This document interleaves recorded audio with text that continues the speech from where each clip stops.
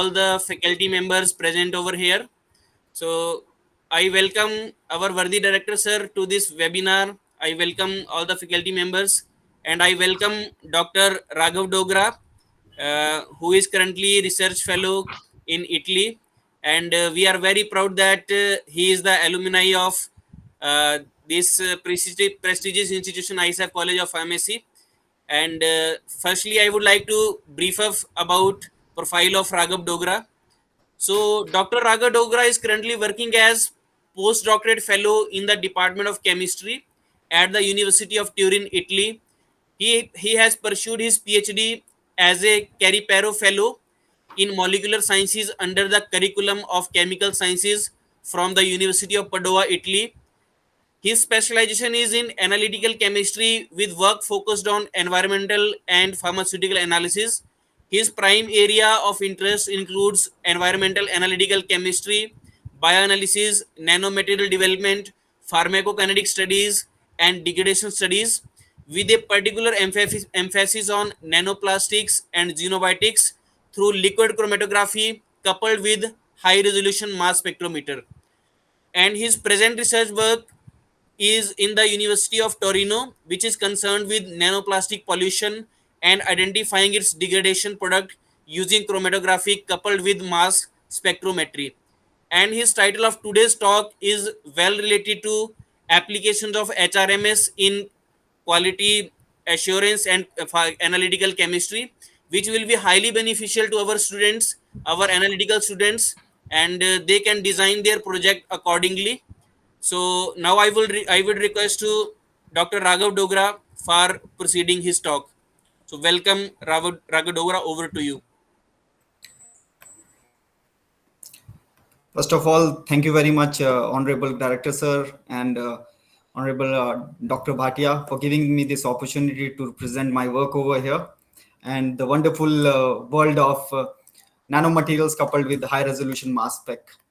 And it will be a fascinating journey, and let's see what we will do. So I would like to. Yeah, you can share your slides, Dr. Raghav. I can now. Yes. Is it visible? Not now. Okay, just give me a second.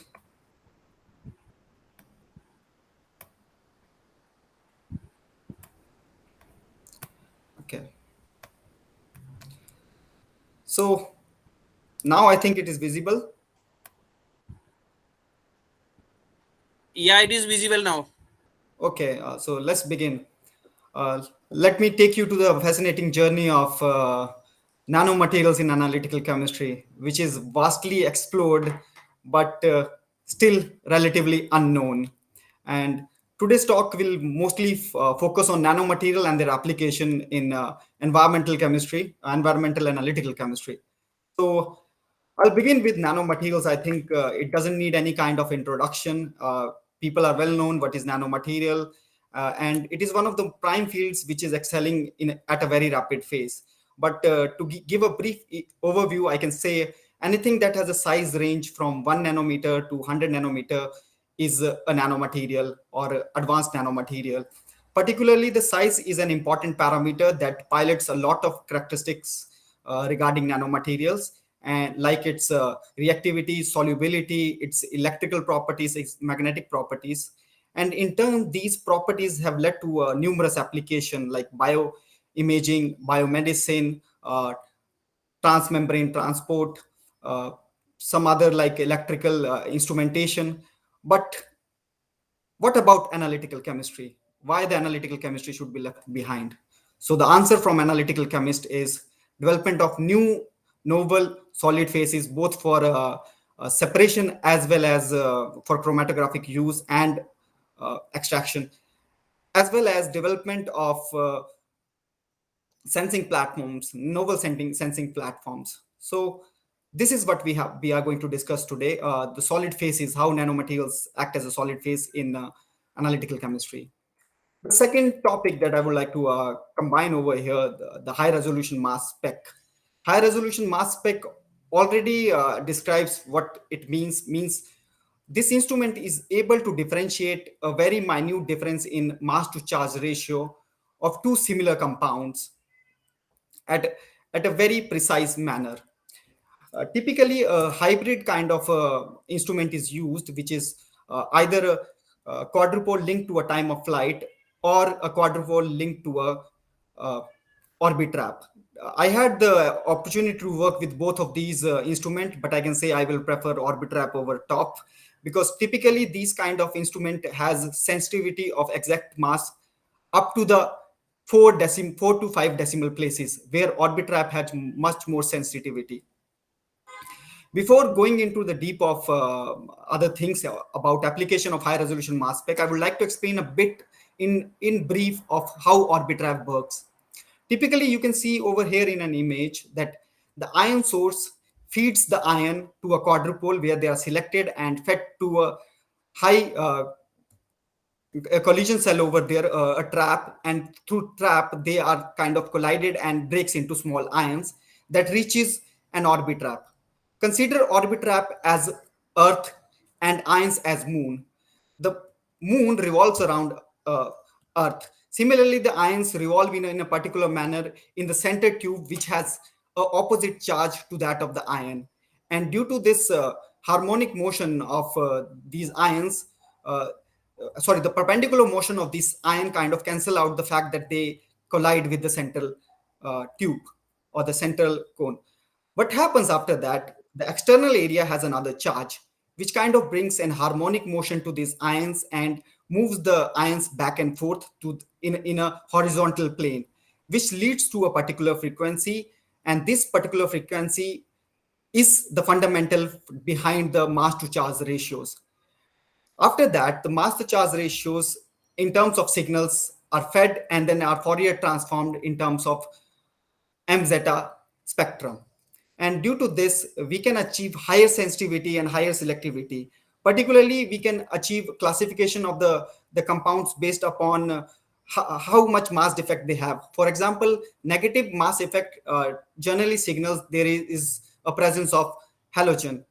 Moreover, if we achieve a mass spectra with a difference of, for example, two mass to charge ratio, there is two peaks at a different intensity. We can also identify which component it contains. For example, in chlorine, there is usually a difference of a mass to charge ratio of 2 because of the isotope of chlorine, 35.5 and 37, which are usually present in the environment at a ratio of 3:1. So the same intensities are observed in a mass spectrum, and we can confirm there is a chlorine.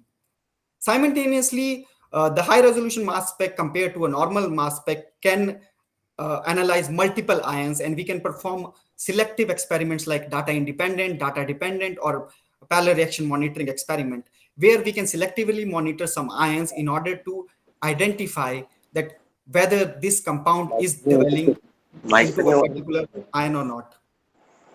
So this is about high resolution mass spec, and it works wonder when it is combined with liquid chromatography. Coming to the next part, current challenges in analytical chemistry. One of the major challenges in analytical chemistry is the availability of numerous matrices. For example, in bioanalysis, we have blood, we have plasma, we have non-invasive matrices like hair. And then we comes to the conventional matrices like tablets and all, and environmental matrix as well, like water, soil. These words seems very easy, water, soil, and people will assume that these matrices are very easy. But compared to a bio biometrics, they are relatively more complex, because a biometrics already has a defined structure or defined components, but environmental matrix changes from places to places. So it is, we need a very specific instrumentation to kind of resolve these issues. Second is small quantities or samples that we achieve in a very small quantity. For example, in pharmacokinetics, using mice or rat, what amount of plasma we will obtain? 100 microliter, I guess, and 100 microliter is pretty less. And assume the quantity of analyte in that. So that is another point, a trace level of analyte, which if you have given a dose in microgram per liter, then in milliliter should be around nanogram per liter, and in microliter should be picogram per microliter. So you can imagine how much sensitivity is needed. then whole process should be so much streamlined that we can analyze multiple samples within a second. So sampling and the system that we use work in harmony to bring out extremely promising results. And the last is the fitness of the instrument. Uh, you cannot use an instrument for a particular analyte that it is not capable of analyzing. For example, I will give it later on, which is one of my analytes. Now, I will like to share sorry, my journey with nanomaterials and high performance liquid chromatography. Particularly, the project was based upon detection of new emerging contaminants, making new methodologies for detection of these emerging contaminants using high resolution mass spec coupled to liquid chromatography, and developing novel solid phase extraction materials. Coming to the point, what is emerging contaminants? You will assume something that has newly emerged or something. No, these are old, but due to the lack of sophisticated technologies, we were not able to identify them. So emerging contaminants are the contaminants of emerging concern rather than something that has emerged. So these analytes were now able to come in light because of sensitive technologies. We are able to understand that at what level, at what lower concentration that we can see them. So starting on that emerging contaminant, one of the targets that I worked with was glyphosate, a herbicide molecule that is a non-selective broad spectrum and used at a massive scale throughout the world. And in last 10 years, its use has increased approximately 48%, typically because of its usefulness in agriculture. But it has a lot of disputes, challenging disputes, and it starts with analytical challenges. This molecule, particularly in analytical form, is very challenging. That's why it remained hidden from a lot of places or a lot of research, because we were not able to find it. First and foremost, it is water soluble, it has ionic structure, and it lacks any chromophore, fluorophore. Hence, UV detection or direct UV detection or HPLC with the UV is of no use. You can counter it by saying derivatization can be done, but derivatization take time, 30-40 minutes additional for every sample. So you can soon understand for 300 samples how much it will take. The second problem with that particular analyte is its binding capacity with metals. It binds superbly with metals, and that you can imagine HPLC. The whole instrument is made up of metallic particles. So whatever we feed into the instrument, are we getting the right signals, the right quantitation? I doubt that. We can modify, but still this particular analyte still sticks into the HPLC system, which we have observed by ourselves. After running like 6 to 7 blanks, there is still persistent signals. This is what also links to its environmental hazards. It is highly persistent and remained hidden throughout the world because of the methodologies, and there is no continuous monitoring that goes on.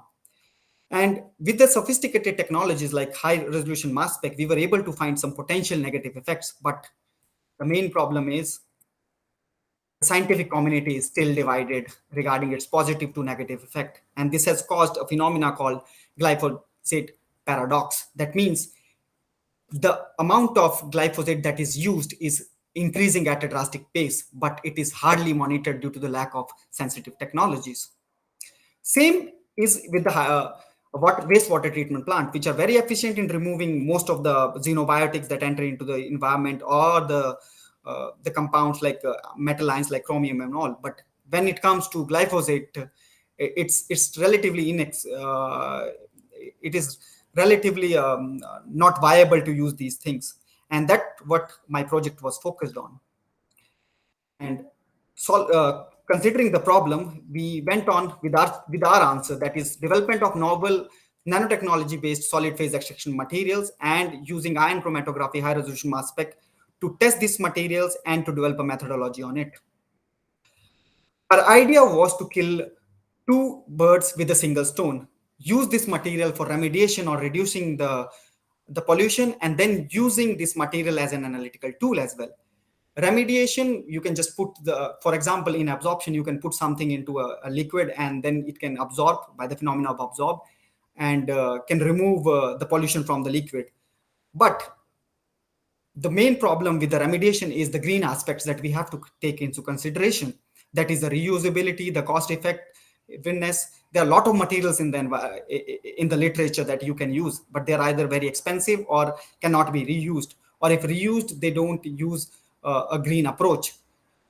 Particularly if if the reusability is tested on the basis of desorption, this can be used an analytical tool, because you can separate out the analyte of interest and reuse it again, and the supernatant that you observe after desorption can be fed into the system. Typically, nanomaterials have larger effective surface area, high loading capacity, which makes them a better option for any kind of solid phase. So that was our idea, and starting on that, we started with the metal functionalized nanoparticles. The question is, why metal?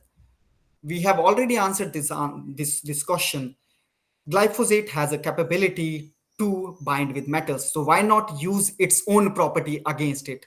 So what we did, we developed magnetic material typically for the ease of its application and easy removal for the system, and then transform them with polymerization and then functionalize them with the particular metals of interest that have wide literature on it: titanium and copper, which are reported widely for the absorption of glyphosate, and zirconium, which was new because it is similar to titanium, so it should work similar.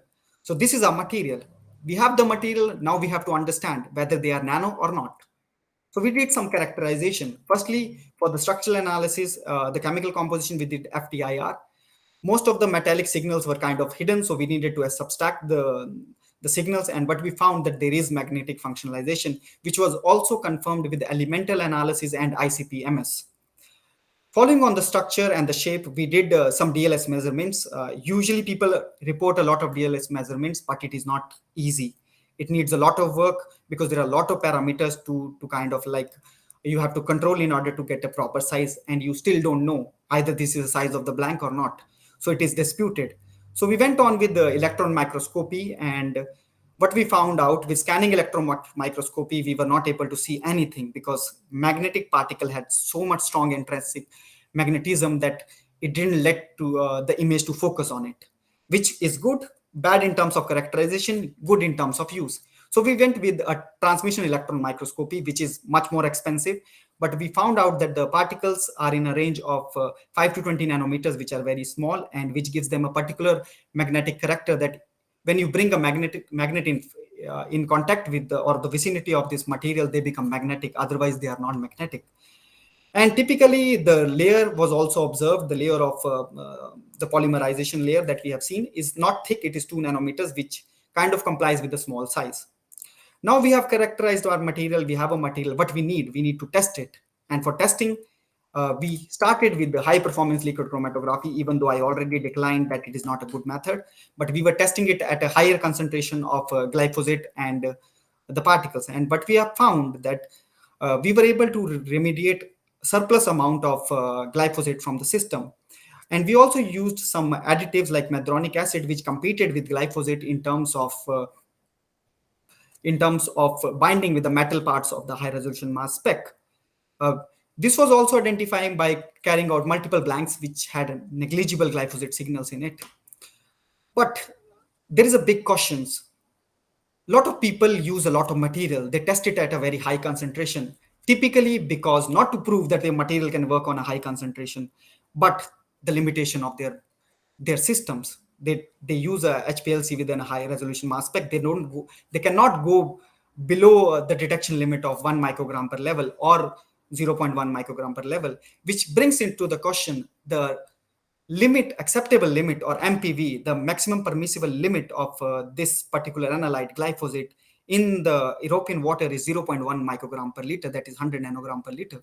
So you need a method that is much more sensitive in a lower nanogram, which I highly doubt with HPLC is not possible, because we tried with a lot of columns and everything, but we were not having any success. So what we did, we had a solution. We had another instrument which is superb for this kind of analysis, which is HRMS. And we kind of combined the IC with an HRMS and an auxiliary pump to kind of suppress the inhibition of the ionic product, because The KOH, that is the mobile phase of IC, kind of suppressed the ionization of the ion of interest, and we needed to input more of an organic phase to suppress that factor. And what we have found that we had excellent selectivity, sensitivity, and the separation of the peaks. Moreover, this method was better than HPLC with a higher sensitivity and a very good limit of detection. We have analyzed three compounds over here: glyphosate, glufosinate, which is a similar molecule but naturally occurring, and AMPA, which I have not shown over here, which is a degradation product of glyphosate. That means we have developed a method to understand if our material is degrading glyphosate or not, or if in an environment there was a glyphosate and it turned into AMPA or not. AMPA is much more you can say negative in terms of dissipation and all those things. But you can see over here we have beautiful peaks after an extractor ion chromatogram. We get a total ion chromatogram and then we feed into our respectable mass into charge ratios. You can see it is up to 4 decimal places. It searched for 5 decimal places. We have limited to 4, and we are able to kind of like narrow down it to a different level. By the way, the limit of detection of this method was so superb that we were able to reach 20 nanogram per liter. So the highest values that somebody should expect is 100 nanograms, and we are at 20 nanogram per liter, which proves our point that this method can be used for not only testing the material, but a regular testing as well of the contamination. So to understand that the material is working properly or not, the first thing that people usually test is doses, the amount of material they need, the concentration of the analyte, and the volume of the analyte, which is kind of like misleading in a way. We highly suspect, because these are not constant. So in order to bring a constant parameter, we just tested the effect of glyphosate to nanosorbent ratio. We have also tested similar molecules in the same system, that whether it attracts or not, glyphosate and AMPA. Then competitive ion. I forgot to tell you that the titanium binding, or the binding with the metals in glyphosate, occurs due to the phosphate moiety in it, or the phosphonate moiety in it. So if a complex matrix like water generally contains a lot more phosphate, 700 microgram per liter of phosphate in a permissible limit, it's a permissible limit for it, should compete with our material for binding with glyphosate. But we have analyzed it. The contact time, how much time you need to remove the maximum fraction of the available analyte. Then taking into real conditions and testing the reusability. The determinations were made on a removal efficiency, that is the reduction in the signal from the standard to the sample treated.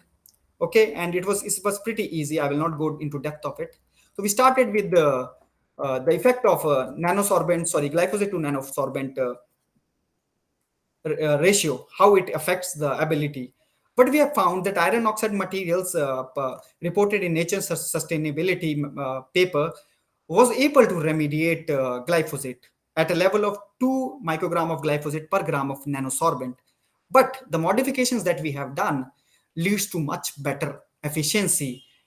Even at a higher ratio of glyphosate to the similar level of nanosorbent, we are able to achieve much better removal efficiency, which can be seen over here at a level of 1500 microgram of glyphosate per gram of nanosorbent. We are able to remove at least 79% of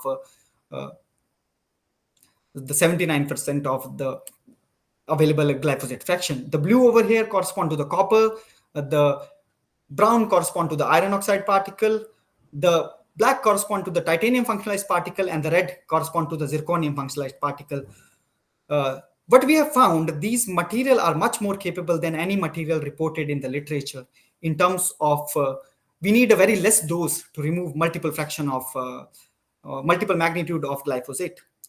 The second thing, like I already said, we tested with similar molecules, and surprisingly, it works wonder with AMPA, but it didn't work as good with glufosinate. You can see on a phosphate moiety of the glufosinate, there is a methyl charge which kind of hinders the binding. This is a hypothesis that we have given, but in a combined system, still glyphosate is remarkably removed at a similar ratios.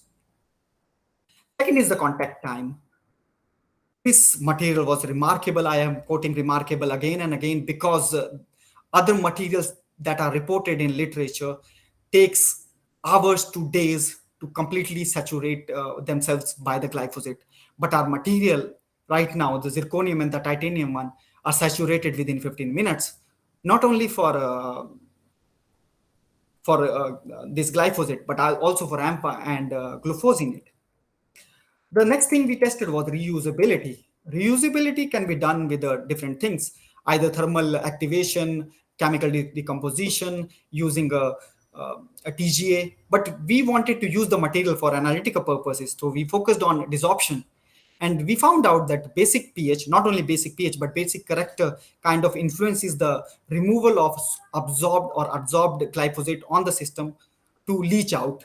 And we had tested different concentrations of and different kind of basic solution, and 40 millimolar ammonium hydroxide was deemed as the best, which kind of able to remove or desorb 97 to 98% of absorbed glyphosate up to 4 cycle. We didn't test after that, probably it can work more, but due to the repetitive use of basic, I think there is a stripping of the metallic layer which kind of deems it less functional. So now we have a dissolved liquid that can be fed into an high resolution mass spec through ion chromatography. Hence, the purpose of analytical chemistry is solved through this particular arrangement. We could have used other strong basic solutions, but they have problems in ionization. Hence, ammonium hydroxide is much better than potassium hydroxide or sodium hydroxide. So it also favors our mass spec. We also tested the elution capabilities with the AMP and glufosinate, and it works in a similar way. The thing that I'm not mentioning over here is the effect of the phosphate, but what we have seen, it has negligible effect in terms of competition with phosphate. Even if we use 1,000 times more phosphate in comparison to the glyphosate, this material can absorb glyphosate better than phosphate.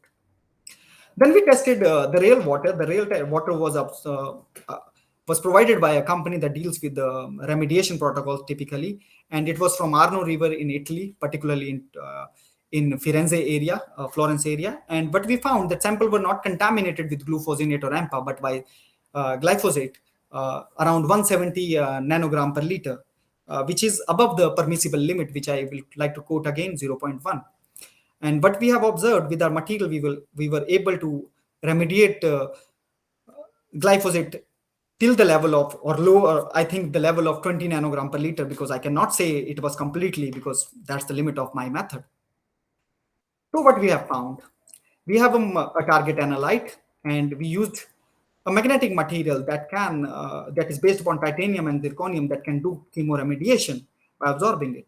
And with the help of magnetism, we were able to remove it very easily and fairly sensitively. And this material had an efficiency of 99 to 80% at MPV levels. And moreover, if we want to proceed, we can proceed this material for other functions as well. This was one of my main projects. The other projects that we dealt with was development of resins. There is a macroporous resins inside which we developed titanium oxide, because titanium already showed us promising ability of absorption.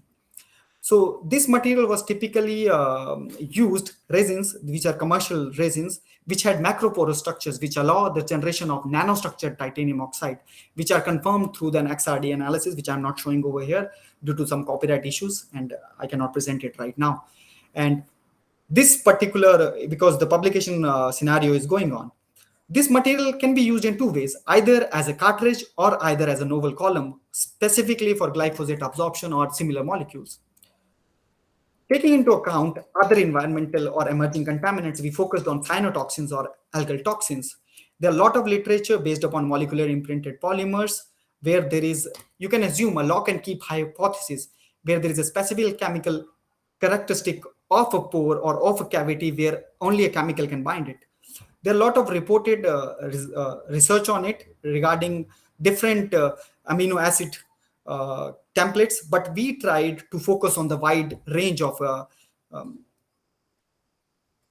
cyanotoxins. Usually people have worked on 2 or 3 cyanotoxins, but we wanted to focus on multiple ones. So we targeted a more common side chain that is also responsible for a toxic effect of this cyanotoxins, that is ADA for short. That is 3-amino 9-methoxy 2,6,8 trimethyl 10-phenyl 4,6 denoic acid.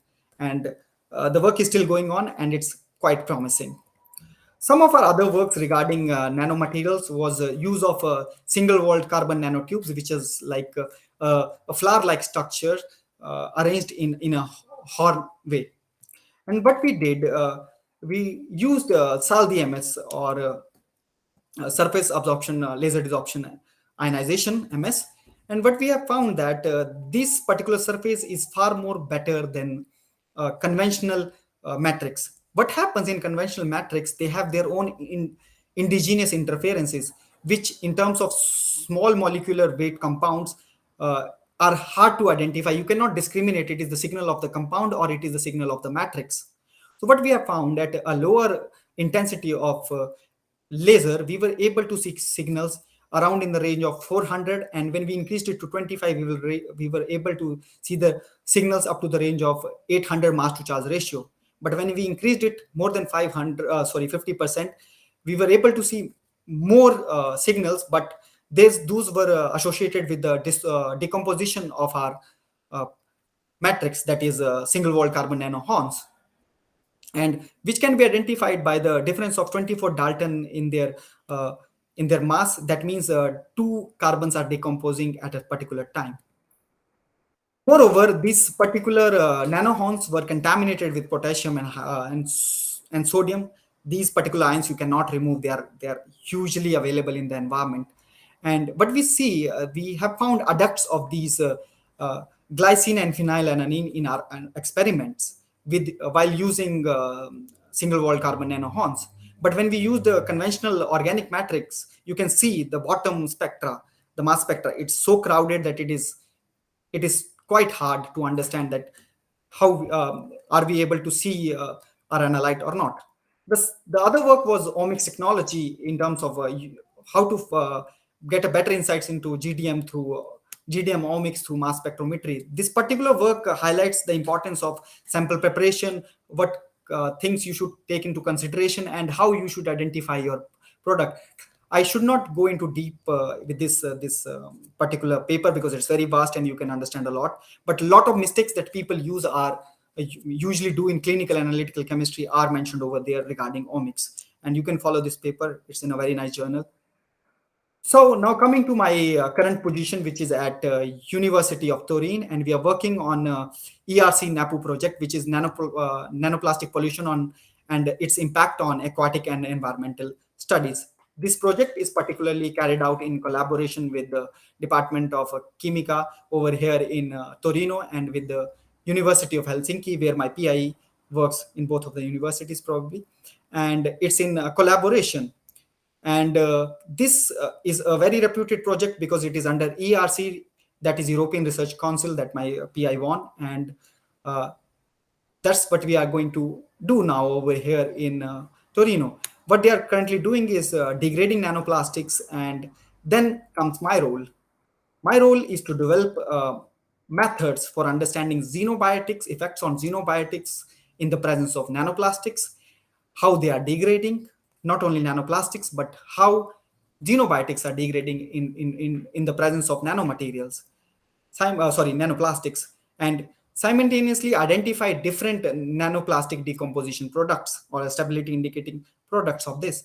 And our main goal is to make a kind of fingerprint how a particular nanoplastic will degrade in a particular condition into a particular compound. That is the main role of this project, and this is what we are doing over here, and this is my current research.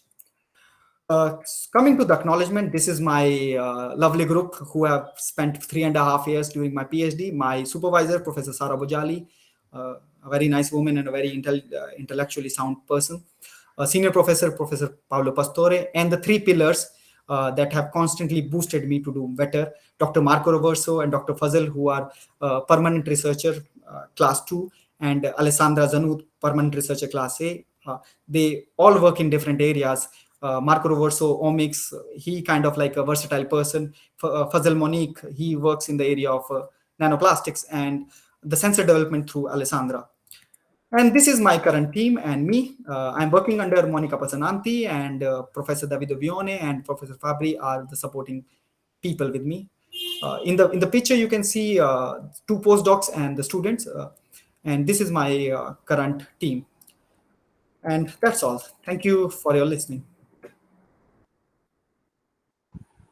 So thanks a lot, Dr. Raghav, for your wonderful talk, and it was really a wonder which is associated with analytical chemistry. You have told us versatile varieties of MS and nanomaterials, and how we can implement ultimately the significance of nanoplastics, and how to find that and how to quantify them in the aquatic materials. So, Dr. Rago, I have a few queries regarding our work. So, you have talked about some blank error. Sometimes we are running a blank and still we are finding some kind of peaks there. So, how we can improve that particular column properties, or how we can uh, regenerate the actual properties of column? Basically, sir, it's a very complex procedure. You have to constantly monitor your column. You have to wash it properly using organic solvents. The problem is if you leave the column for a longer period of time without untreated or something, it tends to accumulate, or it tends to increase the pressure as well. For the blank, is usually before starting your analysis, is better to run at least 6 to 7 blanks, and after finishing your analysis, it's better to run 6 to 7 blanks in order to remove the possibility of contaminations in between. And simultaneously, apart from running the standards, when you are running samples, because samples are complex, you can find anything that you kind of wish you don't wish to. So it's better to run a blank in between the analysis as well. uh, but another thing, with the high resolution mass spec, you can kind of like with the selective detection through parallel reaction monitoring and all, you can minimize these contamination.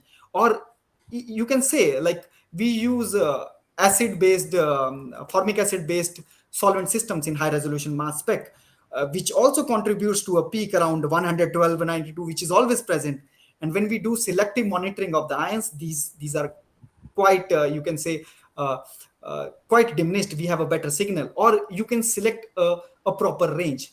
One of the things that I forgot to mention during the presentation is these instruments have so much better resolution compared to the old one. The instrument that I am using can resolve now up to a level of 120,000 to 4,000 480,000 at a 200 of a mass to charge ratio, previously Okay. 70,000.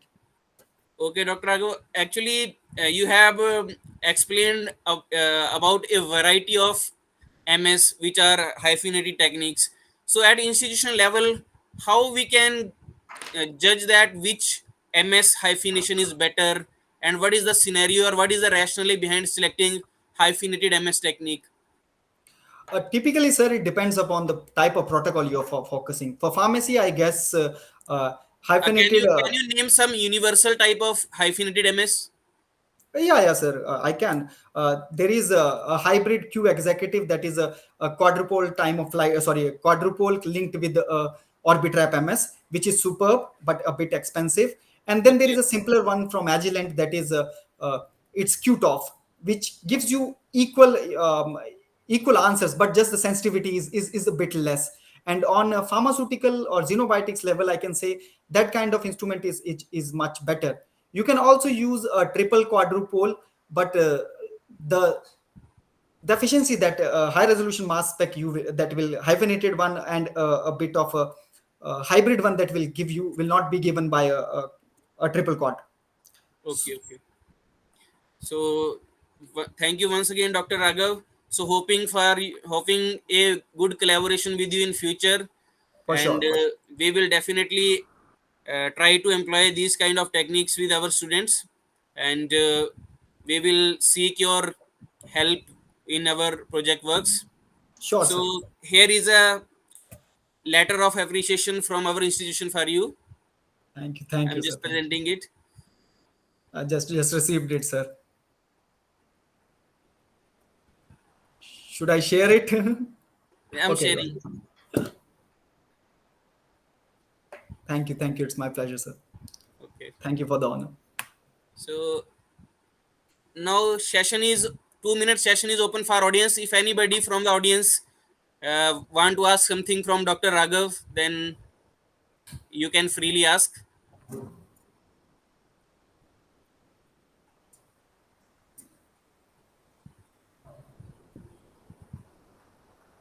Okay, Dr. Raghav, then once again, thanks a lot for being here and spending a precious time for us. Thanks a lot. Thank you. Thank you very much. Pleasure is all mine. Thank you everybody for joining. And Okay, do let me know